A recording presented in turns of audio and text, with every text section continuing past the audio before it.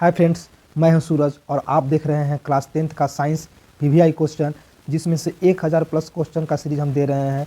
तो इस सीरीज में आज मेरा वीडियो है, वीडियो नंबर 5, जिसमें हम आज पर्यावरण विज्ञान यानी ऊर्जा के जो स्रोत चैप्टर है क्लास 10th में, ऊर्जा के स्रोत से संबंधित क्वेश्चन को लेकर के आए हैं। यह कॉम्पिटिटिव एग्जाम ऑफ व्यू से भी बहुत इंपॉर्टेंट है और मैट्रिक में जो बिहार बोर्ड के बच्चे एग्जाम देना चाहते हैं उनके लिए भी बहुत ही इंपॉर्टेंट है। तो चलिए वीडियो को हम शुरू करते हैं।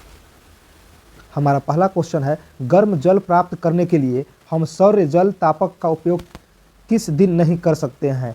कह रहा है कि गर्म जल प्राप्त करने के लिए जो सौर जल तापक का उपयोग होता है हम किस दिन नहीं कर सकते हैं, इसके बारे में। तो ऑप्शन हमारे पास है धूप वाले दिन, बादलों वाले दिन, गर्म दिन, पवनों वाले दिन। तो यदि सौर जल तापक का उपयोग करना है तो इस दिन अगर बादल आ जाए तो हम इस ऊर्जा का उपयोग नहीं कर सकते हैं, यानी ऑप्शन बी जो होगा इसका सही आंसर होगा। अब चलते हैं अगले प्रश्न की ओर। अगला प्रश्न कहता है, निम्नलिखित में से कौन मात्रा जैव मात्रा ऊर्जा स्रोत उदाहरण नहीं है। जैव मात्रा का ऊर्जा का स्रोत नहीं है। हमारे पास ऑप्शन है लकड़ी, गोबर गैस, नाभिकीय ऊर्जा और कोयला। तो बताइए इसमें से कौन जो है जैव मात्रा ऊर्जा का स्रोत नहीं है। तो यहाँ पे जो नाभिकीय ऊर्जा है ये जैव ऊर्जा नहीं है, बाकी सब जैव ऊर्जा है। अब चलते हैं अगले प्रश्न की। अगला प्रश्न है, जितने ऊर्जा स्रोत हम उपयोग में लाते हैं उनमें से अधिकांश सौर ऊर्जा को निरूपित करते हैं। निम्नलिखित में से कौन सा ऊर्जा स्रोत अंततः सौर ऊर्जा से व्युत्पन्न नहीं है। मतलब वैसे सौर ऊर्जा का हमें चयन करना है जो सौर ऊर्जा का रूप नहीं है। हमारे पास जो ऑप्शन है भूतापीय ऊर्जा, पवन ऊर्जा, जीवाश्मीय ऊर्जा और जैव मात्रा। तो इसमें से कौन सा हमारा ऊर्जा हो जाएगा। तो जब जैव मात्रा है या सौर ऊर्जा का मात्रा नहीं है जैव मात्रा, बाकी सब। चलिए अब चलते हैं अगले प्रश्न की ओर।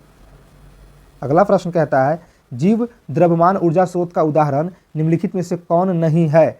हमें ज्ञात करना है द्रव्यमान ऊर्जा स्रोत का उदाहरण नहीं है। हमारे पास ऑप्शन है पेट्रोलियम, गोबर गैस, नाभिकीय ऊर्जा और कोयला।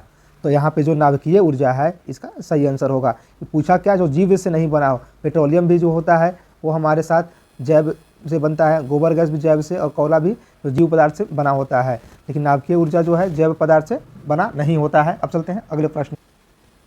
अगला प्रश्न कहता है, पवन विद्युत जनित्र में पवन की चाल कम से कम कितनी होनी चाहिए। यानी पवन ऊर्जा का निर्माण जिससे होता है उसमें हवा का जो मिनिमम चाल होता है वह होना चाहिए कम से कम 15 किलोमीटर पर घंटा। यानी इस प्रश्न का जो उत्तर होगा प्रश्न ऑप्शन ए जो होगा सही आंसर हो जाएगा।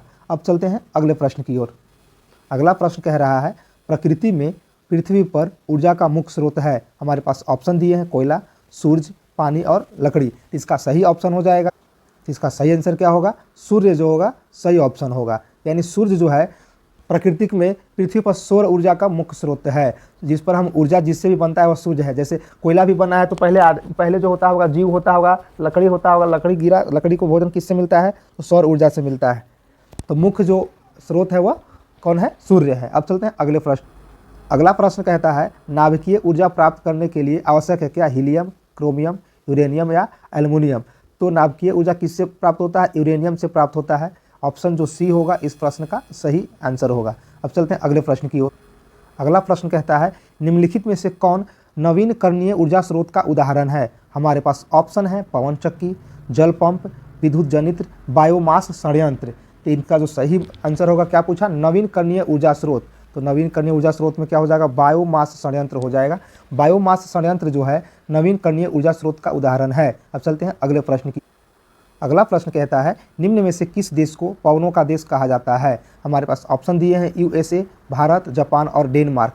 तो जो डेनमार्क है यह पवन का देश कहा जाता है। यहाँ हवा जो है 15 किलोमीटर से हमेशा अधिक स्पीड से चलता है, इसलिए यहाँ पे जो ऊर्जा का निर्माण होता है वह पवन ऊर्जा से होता है। इसलिए इस प्रश्न का जो उत्तर होगा डी सही हो जाएगा। अब चलते हैं अगले प्रश्न की ओर। अगला प्रश्न कहता है, नौरौरा नाभिकीय विद्युत संयंत्र किस राज्य में स्थित है। हमारे पास ऑप्शन है राजस्थान, महाराष्ट्र, उत्तर प्रदेश और गुजरात। तो जो नरौरा है यह कहाँ स्थित है, उत्तर प्रदेश में। इसलिए इस प्रश्न का जो उत्तर होगा उत्तर प्रदेश में नरौरा स्थित है। ऑप्शन सी जो होगा इस प्रश्न का आंसर होगा। अब चलते हैं अगले प्रश्न की ओर। प्रश्न कहता है, जल विद्युत संयंत्र किस ऊर्जा को विद्युत ऊर्जा में रूपांतरित करता है। जल विद्युत संयंत्र जो है किस ऊर्जा में रूपांतरित करता है, इसके बारे में हम लोग देखेंगे। तो ध्यान दीजिए, जल विद्युत संयंत्र जो होता है नाभिकीय ऊर्जा को विद्युत ऊर्जा में क्या करता है, रूपांतरित करता है। तो यहाँ पे देखिए ऑप्शन जो बी होगा वह सही होगा। अब चलते हैं अगले प्रश्न की ओर।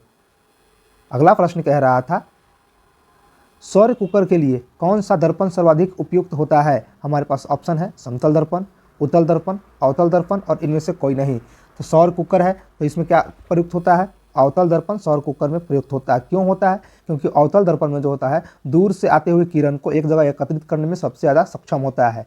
ठीक है, अब चलते हैं अगले प्रश्न की ओर। अगला प्रश्न था हमारे पास नाभिकीय विखंडन अभिक्रिया किसके द्वारा प्रेरित होता है। ऑप्शन है इलेक्ट्रॉन, प्रोटॉन, न्यूट्रॉन। तो जो नाभिकीय विखंडन अभिक्रिया है यह जो होता है न्यूट्रॉन के द्वारा क्या होता है, प्रेरित होता है। इसलिए ऑप्शन जो बी होंगे सी होंगे वह सही होगा। अब चलते हैं अगले प्रश्न की ओर। अगला प्रश्न कह रहा था सौर कुकर में भोजन पकाने के लिए किस ऊर्जा का उपयोग होता है। तो यहाँ पे नाम ही है क्या, सौर कुकर, तो सौर ऊर्जा का उपयोग होगा। ठीक है, अब चलते हैं अगले प्रश्न। अगला प्रश्न है हमारे पास निम्न में से किस पदार्थ का उपयोग सौर सेल बनाने में किया जाता है। ऑप्शन है कार्बन, कांच, सिलिकॉन या एल्युमिनियम।